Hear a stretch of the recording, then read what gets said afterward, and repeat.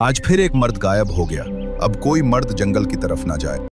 अरे काका, कल रात में वो रमेश वापस नहीं आया तो देखो लोगों ने कैसी कैसी कहानियां बना डाली। बलवीर, ये कोई कहानी नहीं है। जंगल के बीचों बीच एक पुरानी झोपड़ी है जो किसी श्रापित आत्मा का घर है। तो क्या अब आत्माओं का भी घर बनने लगा है? उस झोपड़ी में जो भी मर्द गया जिंदा लौटकर कभी वापस नहीं आया। लेकिन यदि कोई औरत वहां भूल से पहुंची भी तो वो सही सलामत वापस आ जाती है। और सुना है झोपड़ी के आसपास कहीं पुराना खजाना भी है। यदि वो कोई आत्मा है तो केवल मर्दों को क्यों मारती है, और उसे औरतों से कैसी हमदर्दी भला? बेटा, ये तो आज तक एक रहस्य है कि वो केवल मर्दों को ही क्यों मारती है और उस खजाने का क्या राज है। पर तुम लोग कभी मत जाना वहां। खजाने की बात सुनकर उसके मन में लालच जाग उठा। वो एक आलसी इंसान था और उसने सोचा, अगर मैं खजाने को प्राप्त कर लूं तो मुझे जीवन भर कमाना नहीं पड़ेगा और बहुत मस्ती से जीवन बीतेगा। बलवीर और रुपेश अपने घर की तरफ बढ़ जाते हैं। यार रुपेश, तुझे नहीं लगता हमें वहां चलकर सभी खजाने ले लेना चाहिए? ये गांव वाले तो बेवकूफ है, पर हमारा तो फायदा हो जाएगा। कम से कम मुझे तो जीवन भर कुछ नहीं कमाना पड़ेगा। लेकिन बलवीर, यदि उसे आत्मा की बात सच हुई तो? तो तू भी डर गया गड़पोक। ऐसा कुछ नहीं है। अच्छा ठीक है, पहले तू जा, जब तू वापस आएगा तो मैं भी चलूंगा। इतना बोलकर रुपेश अपने घर की तरफ चला गया। अच्छा, तो मैं क्या खजाना आधा लेके आऊंगा जो तू जाएगा?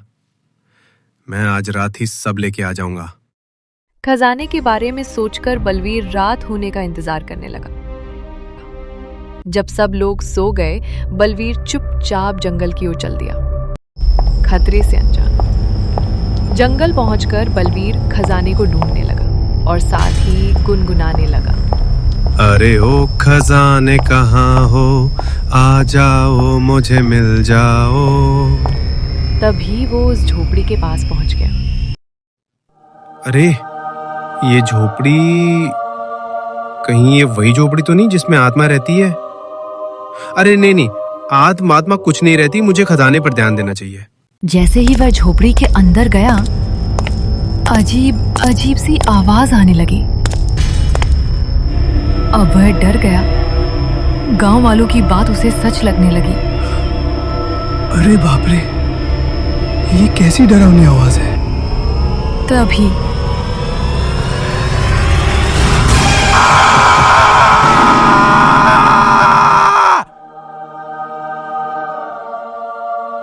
अगली सुबह जब बलवीर रुपेश से मिलने नहीं आया तो वह उसके घर चला गया। लगता है खजाना लेकर बलवीर बदल गया। बलवीर, अरे ओ बलवीर, कहाँ है? तभी बलवीर की पत्नी घर से बाहर आई और बोली, वो तो कल रात से वापस नहीं आए हैं। वो कहाँ हैं? क्या आपको कुछ पता है? नहीं, मुझे नहीं पता।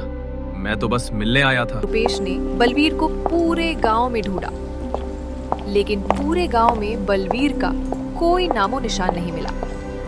वो गांव के मुखिया के पास गया। गांव के मुखिया रुपेश को चिंतित देखकर बोले, क्या हुआ रुपेश, तुम कुछ परेशान लग रहे हो? रुपेश ने सारी बातें मुखिया जी को बता दी।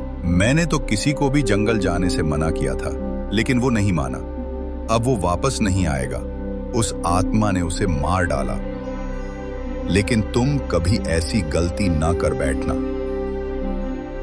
रुपेश अपने घर की तरफ लौट रहा था, तभी रास्ते में उसे उसकी प्रेमिका रिया मिली। रुपेश ने रिया को सारी बातें बताई, उस आत्मा, खजाना और दोस्त बलवीर के बारे में। तुम वहाँ कभी मत जाना। यदि गांव वालों की बात सच हुई तो उसका अंजाम बहुत बुरा होगा। इतना बोलकर रुपेश और रिया अपने अपने घर की तरफ चल दिए। घर जाकर रिया ने सारी बातें अपनी बहन टीना को बताई। तभी उनकी बातें कोई सुन रहा था और वो था दीपक, जिसे खजाने की बात सुनकर लालच आ गया और अगली रात जंगल में जाने का इंतजार करने लगा। दीपक अपनी बहन के साथ जंगल में गया और खजाना ढूंढते ढूंढते वो दोनों झोपड़ी के पास पहुंच गए। वो देखो, वो क्या है? दीपक ने देखा तो सामने खजाने से भरा एक मटका दिखाई दिया। वह दोनों मटका लेने के लिए आगे बढ़ते, इससे पहले ही पीछे से कुछ आवाज महसूस होती है। जब दीपक की बहन को होश आता है तब वह अपने गांव में होती है। मैं यहाँ कैसे आ गई? मैं तो जंगल में गई थी और दीपक कहाँ है? वह तुरंत दौड़कर रिया और टीना के पास जाती है और सब बात बताती है।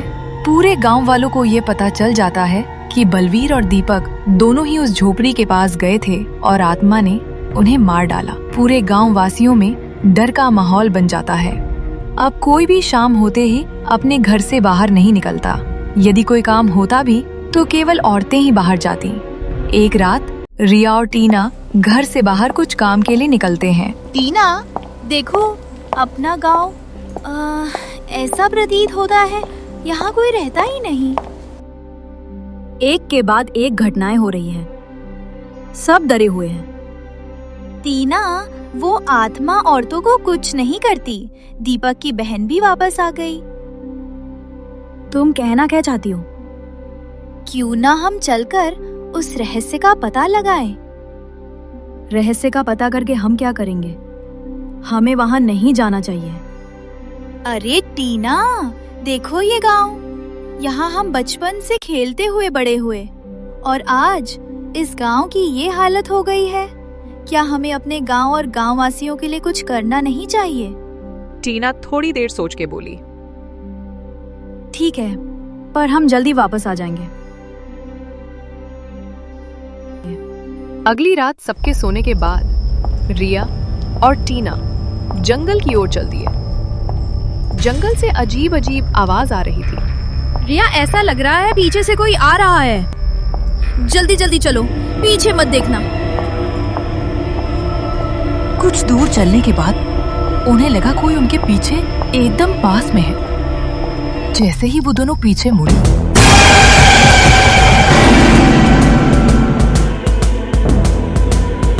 कुछ नहीं है, ये हमारा डर है। चलते चलते वो दोनों जंगल के बीचों बीच उस झोपड़ी के पास पहुंच गए।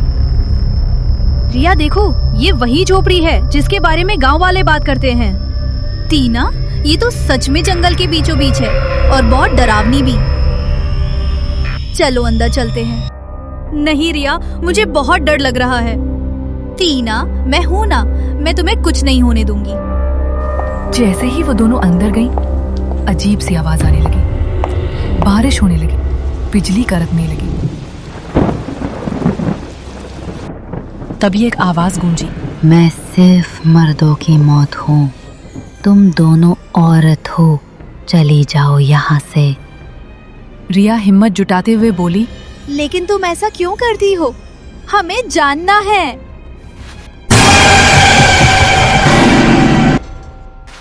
सच जानना है तो मैं बताऊंगी, लेकिन उसके बाद तुम दोनों को मेरी आत्मा को मुक्ति दिलाना होगा, और यदि नहीं दिला पाए तो तुम दोनों भी इस झोपड़ी में रह जाओगे, हमेशा हमेशा के लिए, मेरी तरह। बोलो, जानना है सच? हाँ, हम तुम्हें मुक्ति दिलाएंगे। तो सुनो, 10 साल पहले मैं इसी गांव की भोली भाली लड़की थी। मेरा नाम सुमन था। मेरी शादी गांव के ठाकुर के बेटे नीरज से हुई थी। नीरज हर रोज पीता, नशा करता और घर आकर मुझे मारता पीटता था। एक रात मैंने उसका विरोध किया तो मुझे जंगल में लाकर बेरहमी से मार डाला, और सबूत मिटाने के लिए लाश को झोपड़ी में जलाने की कोशिश की। लाश तो जल गई, लेकिन मेरी आत्मा नहीं जली, वो इस झोपड़ी में बस गई। तब से मेरी आत्मा ने कसम खा ली, जो भी मर्द इस जंगल में आएगा वो मरेगा।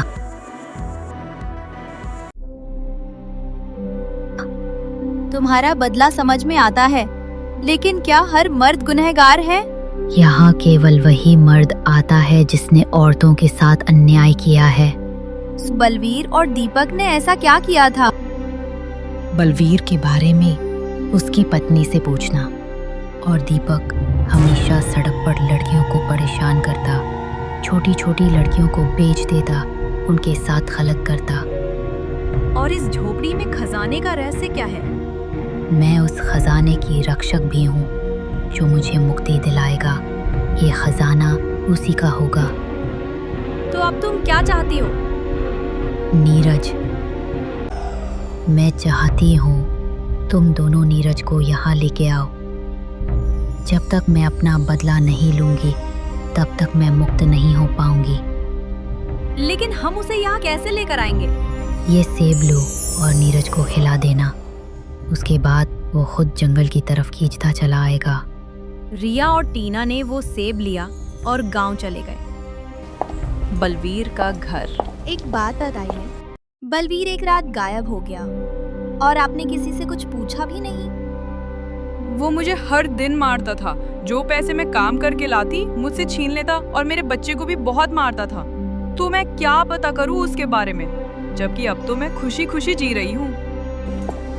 शाम को रिया और टीना नीरज के बगीचे की तरफ गई। क्या हमें ये करना चाहिए?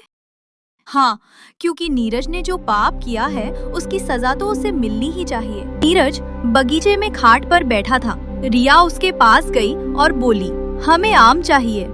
तो आम क्या फ्री में मिलेगा? पैसे दो और आम लो। लेकिन हमारे पास पैसे नहीं हैं। तो क्या है तुम्हारे पास? हमारे पास तो बस एक सेब है। ठीक है, ये सेब मुझे दे दो और इसके बदले मैं तुम्हें एक आम दूंगा। अच्छा ठीक है, लेकिन तुम सेब का क्या करोगे? अरे बेवकूफ, सेब को क्या किया जाता है? खाया जाता है। मैं सिखाऊंगा। रिया और टीना ने सेब देकर आम ले लिया और नीरज ने सेब खा लिया। थोड़ी देर बाद उसके शरीर में कुछ होने लगा और उसके कदम खुद ब खुद जंगल की तरफ बढ़ने लगे। रिया और टीना भी उसके पीछे पीछे चल दिए। झोपड़ी के पास पहुंचते ही मैं यहाँ कैसे आ गया? मुझे यहाँ से जल्दी वापस जाना चाहिए। जैसे ही उसे भागने की कोशिश की, उसके कदम वहीं जम गए थे।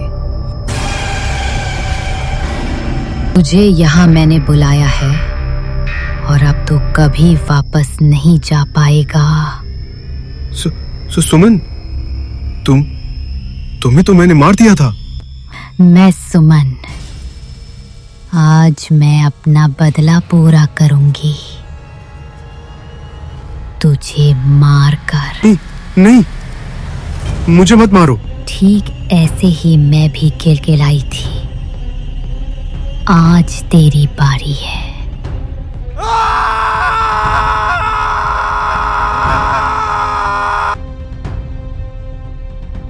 तुम दोनों ने मेरी आत्मा को मुक्ति दिला दी। आज से ये जंगल सबके लिए सामान्य होगा। यह धन तुम दोनों गांव ले जाओ और गांव के औरतों के विकास में इसे लगाओ। सुमन की आत्मा मुक्त हो गई। रिया और टीना वो खजाना लेकर गांव की तरफ चल दिए। लेकिन